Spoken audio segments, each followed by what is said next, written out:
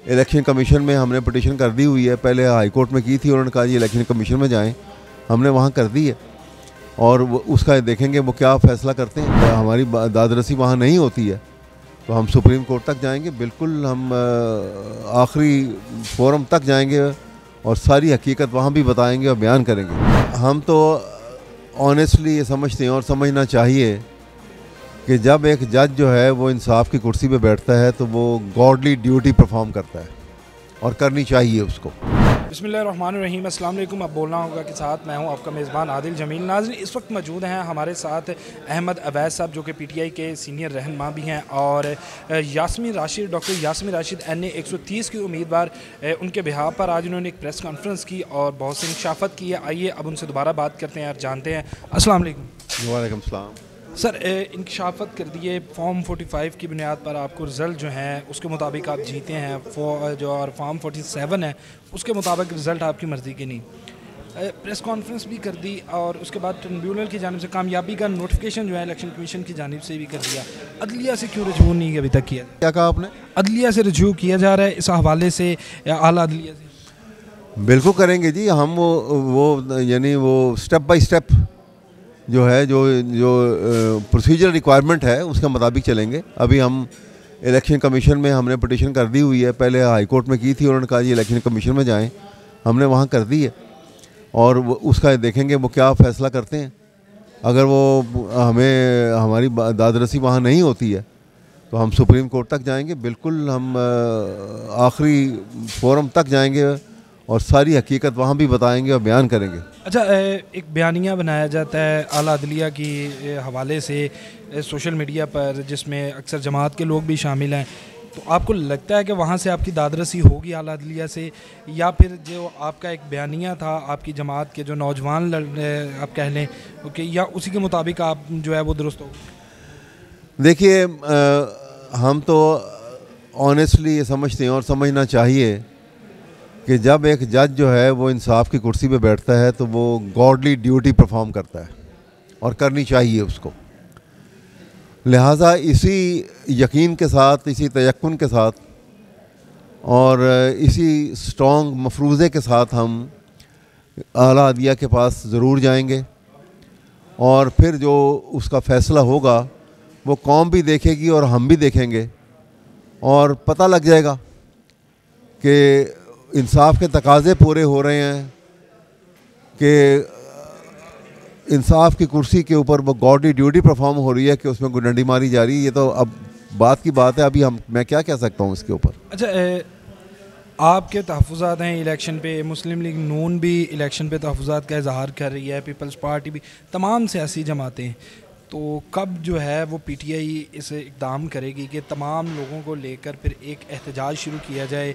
जिस तरह अभी गुज़िश्ता कुछ दिन पहले पीटीआई ने एहतजाज किया था अपने तौर पे, तो क्या आइंदा कोई इस तरह का लाहेअमल बनाया जाएगा कि तमाम सियासी पार्टियों को ऑन बोर्ड लेकर एक एहतजाज किया जाए इलेक्शन में होने वाली धांधली के ख़िलाफ़? बिल्कुल, जो पार्टियां इसमें शामिल होना चाहेंगी इस एहतजाज के अंदर, हम ज़रूर उनके साथ कोऑपरेट भी करेंगे और एहतजाज में हम ज़रूर पुरअमन कानूनी आइन के तकाज़ों के पेश नज़र हम एहतजाज ज़रूर करेंगे। ये हमारा हक़ है और ये हमारा जो फंडामेंटल राइट है।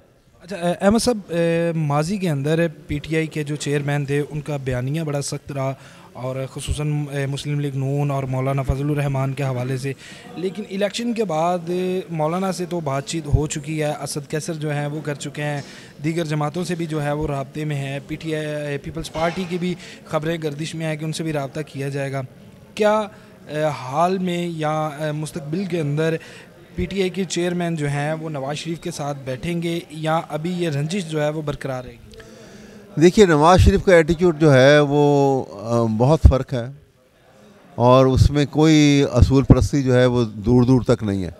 मौलाना की अगर बात करते हैं तो मौलाना ने अपने रवैये में भी ख़ुद भी तब्दीली की है। अगर इमरान ख़ान अपने रवैये में तब्दील कर रहा है और इन सब से मुलाकात में वो रज़ामंद है और बैठ के बातचीत के लिए वो उनमें लचक जो है वो बहुत पैदा कर ली है, तो मौलाना ने भी, आप देखिए कि मौलाना ने जो बातें की हैं, एक तो मैं पहली दफ़ा उनकी जुर्रत का कायल हुआ हूँ कि उन्होंने बड़ी जुर्रत दिखाई है, और एक जो उन्होंने दो बातें बड़ी अलार्मिंग की हैं उन्होंने कहा कि अगर इलेक्शन कमीशन जो है वो इस धांधली को जस्टिफाई करता है कि कोई धांधली नहीं हुई है, तो फिर इसका मतलब यह है कि 9 मई का वाक़या जो है उसको दफन कर देना, दफन कर दिया गया है। तो ये बहुत बड़ी तब्दीली है जो उनकी सोच में भी आई है इस एक्सपीरियंस से गुजरने के बाद। लिहाजा और वो एहतजाज के लिए भी तैयार हैं, और उन्होंने ये भी कहा है कि हम अपोजिशन में बैठेंगे। तो इन तमाम बातों के पेश नज़र हम उनके साथ हर किस्म के कोऑपरेशन के लिए तैयार हैं, क्योंकि ये एक असूली मौक़िफ़ है जो उन्होंने अपनाया है, और माजी की सारी बातों को भुला के हम उनके साथ पूरा कोऑपरेट करेंगे। अच्छा, पीपल्स पार्टी या किसी और के साथ मिलकर जो है वो पावर शेयरिंग के ज़रिए पीटीआई इक़्तिदार में आएगी या अपोजिशन में बैठेगी? क्योंकि अभी तक पीटीआई का दावा है कि वो लीडिंग पार्टी है कौमी असम्बली की, और पंजाब में भी हुकूमत बनाने की दावेदार है, केपीके में भी। तो क्या पावर शेयरिंग के ज़रिए कोई इस तरह का फार्मूला कि पीटीआई इक़्तिदार में आएगी या नहीं? मैंने आपको बताया कि पीटीआई जो है इक़्तिदार में अगर आएगी तो फेडरेशन के अंदर नेशनल असम्बली में वो अपनी ताकत के ऊपर अगर आएगी तो वो हुकूमत बनाएगी, लेकिन वो किसी इन पार्टियों के साथ इत्तेहाद करके पावर शेयरिंग करके हुकूमत साजी के लिए हुकूमत में शरीक नहीं होगी। मेरा आखिरी सवाल है कि कोई डील शील या इस तरह के बैकडोर राब्ते जारी हैं कि किसी तरह से रिलीफ मिले पीटीआई को, जो मुश्किलात का शिकार हैं चेयरमैन पीटीआई और साथ अहलिया? कोई इस तरह की डील शील की बातें जो अक्सर निकल रही हैं वो सच हैं या अभी तक कुछ ऐसा नहीं है? मेरा नहीं ख्याल ये कोई डील जो है, कोई जो अंडर हैंड डील में इमरान खान जो है कभी इसका कायल नहीं है। और अभी क्योंकि वो उनकी हर बात जो है वो कहते हैं कि खुले मैदान में खुले अंदाज में, और ये बात जो है वो जो बात हम कर रहे हैं वो सबको पता होनी चाहिए। बैकडोर डिप्लोमेसी के हम कायल नहीं हैं, इसलिए आइन और कानून के मुताबिक अगर जिस तरह से भी कोई चाहे वो इस्टेब्लिशमेंट वाले हैं या दूसरे लोग हैं, जो भी आइन और कानून के मुताबिक कोई बात करेंगे तो वो हम सुनने को भी तैयार हैं और करने को भी तैयार हैं। जी नाज़रीन, आप अहमद अवैस साहब की गुफ्तगू सुन रहे थे। उन्होंने कहा कि बैकडोर पॉलिसी के कायल नहीं है, जो भी बात होगी वो खुले मैदान में होगी और आइन और कानून के मुताबिक होगी, उसके अलावा जो है वो कोई बात ऐसी नहीं होगी। इसके साथ ही मुझे दीजिए इजाज़त, अल्लाह ने के बाद।